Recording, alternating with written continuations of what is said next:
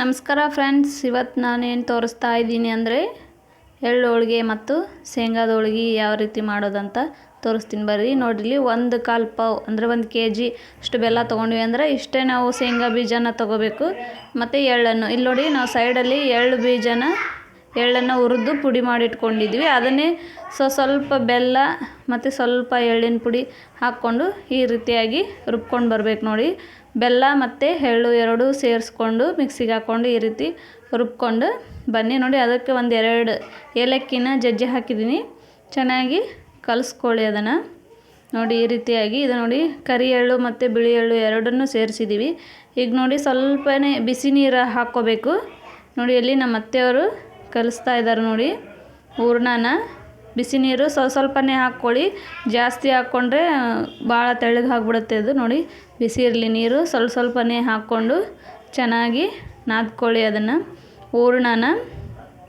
ನೋಡಿ ಈ ರೀತಿಯಾಗಿ ಎಲ್ಲ ಬೆಲ್ಲ ಮತ್ತು ಎಲ್ಲ ಚೆನ್ನಾಗಿ ಏಲಕ್ಕಿ ಎಲ್ಲ ಹೊಂದ್ಕೋಬೇಕು. ಅದು ನೋಡಿ ಈ ರೀತಿಯಾಗಿ ನಾದ್ಕೊಂಡು ಇಟ್ಕೊಳ್ಳಿ.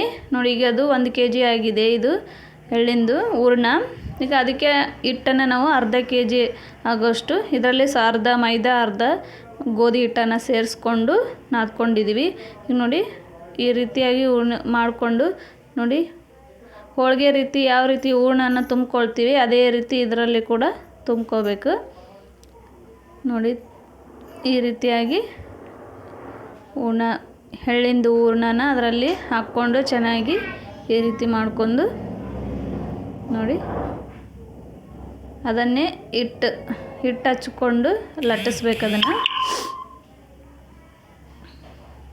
ನೋಡಿ ಈ ರೀತಿಯಾಗಿ ಹಿಟ್ಟು ಹಾಕ್ಕೊಂಡು, ಇದರಲ್ಲಿ ಯಾವುದೇ ರೀತಿಯ ಎಣ್ಣೆಯನ್ನು ಬಳಸುವಂತಿಲ್ಲ, ಎಳ್ಳಲ್ಲೇ ಎಣ್ಣೆ ಇರುತ್ತೆ. ಹಾಗಾಗಿ ನೋಡಿ ಈ ರೀತಿ ಹಿಟ್ಟು ಹಚ್ಕೊಂಡು ಚೆನ್ನಾಗಿ ಅದನ್ನು ನಾದ್ಕೋಬೇಕು. ನೋಡಿ ಈ ರೀತಿಯಾಗಿ ಚಿಕ್ಕ ಚಿಕ್ಕ ಹೋಳಿಗೆಗಳನ್ನು ಮಾಡಿಕೊಂಡು, ಈಗ ನೋಡಿ ನಾವಿಲ್ಲಿ ಒಲೆ ಮೇಲೆ ಅದನ್ನು ಬೇಯಿಸ್ತಾ ಇದ್ದೀವಿ. ನೋಡಿ ಈ ರೀತಿಯಾಗಿ ಚೆನ್ನಾಗಿ ಅದನ್ನು ಹೋಳಿಗೆನ ಎರಡೂ ಕಡೆ ಚೆನ್ನಾಗಿ ಬೇಯಿಸ್ಕೊಳ್ಳಿ. ನೋಡಿ, ನೋಡೋದಕ್ಕೆ ಎಷ್ಟು ಚೆನ್ನಾಗಿ ಕಾಣ್ತಿದೆ ನೋಡಿ, ಮತ್ತು ಆರೋಗ್ಯಕ್ಕೂ ಒಳ್ಳೆಯದು. ಇದು ಎಳ್ಳಮಾವಾಸ್ಯೆ ಪ್ರಯುಕ್ತವಾಗಿ ನಾವು ಮತ್ತು ಶೇಂಗಾದ ಹೋಳ್ಗೆ, ಎಳ್ಳು ಹೋಳ್ಗೆ ಈ ರೀತಿ ಎಲ್ಲವನ್ನು ಮಾಡ್ಕೊಳ್ತೀವಿ. ನೋಡಿ, ಈಗ 1-2 ಹಾಕಿ ಬೇಗ ಆಗಲಿ ಅಂಥೇಳಿ ಎರಡು ಹಾಕಿ ಬೇಯಿಸ್ತಾ ಇದ್ದೀನಿ. ನೋಡಿ ಎರಡೂ ಕಡೆ ಚೆನ್ನಾಗಿ ಬೇಯಬೇಕು. ಇವು ನಾವು 15 ದಿನ 1 ತಿಂಗಳು ಇಟ್ಕೊಂಡು ತಿಂದ್ರೂ ಏನೂ ಆಗಲ್ಲ. ಈ ಚಳಿಗೆ ಈ ಎಳ್ಳನ್ನು ತಿನ್ನಬೇಕನ್ನೋ ಕಾರಣಕ್ಕೆ ಈ ರೀತಿ ಎಳ್ಳು ಹೋಳಿಗೆಯನ್ನು ಅಥವಾ ಶೇಂಗಾ ಹೋಳಿಗೆಯನ್ನು ಎರಡನ್ನೂ ನಾವು ಈ ರೀತಿಯಾಗಿ ಮಾಡ್ತೀವಿ. ನೋಡಿ, ನಾವು ಈಗ ಊರಿಗೆ ಬಂದಿದ್ವಿ, ಹಾಗಾಗಿ ಇಲ್ಲಿ ಒಲೆ ಮೇಲೇ ಹೋಳಿಗೆ ಮಾಡೋದು ಭಾಳ 1 kg ಇರ್ತೈತಲ್ಲ, ಅದಕ್ಕಾಗಿ ನೋಡಿ ಒಲೆ ಮೇಲೆ ಎಷ್ಟು ಚೆನ್ನಾಗಿ ಬೇಯ್ತಾ ಇದೆ. ನೋಡಿ ಎರಡೂ ಕಡೆ ಚೆನ್ನಾಗಿ ಬೇಯಿಸಿ ಅವನ್ನ. ತುಂಬ ಟೇಸ್ಟಿಯಾಗಿತ್ತು, ಸ್ವೀಟ್ ಕೂಡ ತುಂಬ ಚೆನ್ನಾಗಾಗಿತ್ತು. ಸ್ವಲ್ಪ ಬೆಲ್ಲ ಜಾಸ್ತಿನೇ ಹಾಕಿದರೆ ಸ್ವಲ್ಪ ದಿನ ಇಟ್ಕೊಂಡು ತಿಂದ್ರೂ ಅವೇನು ಕೆಡೋದಿಲ್ಲ ಅಂತಂತಾರೆ. ಹಾಗಾಗಿ ಸ್ವಲ್ಪ ಬೆಲ್ಲನ ಸ್ವಲ್ಪ ಜಾಸ್ತಿನೇ ಹಾಕ್ಕೊಂಡಿರ್ತೀವಿ. ನೋಡಿ, ಈಗ ಎಲ್ಲ ಹೋಳಿಗೆಯನ್ನು ತಕ್ಕೊಳ್ತಾ ಇದ್ದೀನಿ. ನೋಡಿ, ಇವು ಬಿಸಿ ಇರ್ತಾವಲ್ಲ, ಹಾಗೆ ಡಬ್ಬದಲ್ಲಿ ಹಾಕಿಟ್ರೆ ಚೆನ್ನಾಗಿರಲ್ಲ.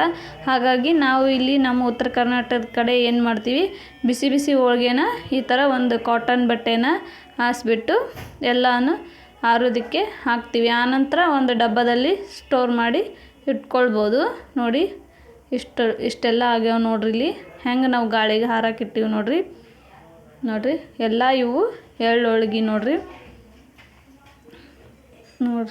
1 kg ಇಷ್ಟು ಆಗ್ಯಾವು. ಮತ್ತು ಇನ್ನೂ ಆಗ್ಯಾವು, ಇನ್ನೂ ಮಾಡಾಕತ್ತೀವಿ ನೋಡ್ರಿ. ಅದರಲ್ಲಿ ನಿಮ್ಗೆ ಸ್ವಲ್ಪ ತೋರಿಸ್ತಾ ಇದ್ದೀನಿ. ಇಷ್ಟು ಗಾಳಿಗೆ ಹಾಕ್ಕೊಂಡು ಈ ರೀತಿಯಾಗಿ ಡಬ್ಬದಲ್ಲಿ ಸ್ಟೋರ್ ಮಾಡ್ತೀವಿ ನೋಡ್ರಿ. ಒಂದು ಡಬ್ಬದಾಗ ಎಳ್ಳು ಹೋಳ್ಗೆ, ಒಂದು ಶೇಂಗಾದ ಹೋಳ್ಗೆ. ಯಾರೆಲ್ಲ ನನ್ನ ಚಾನಲ್ ನೋಡ್ತಿದ್ರೆ ಸಬ್ಸ್ಕ್ರೈಬ್ ಮಾಡಿ.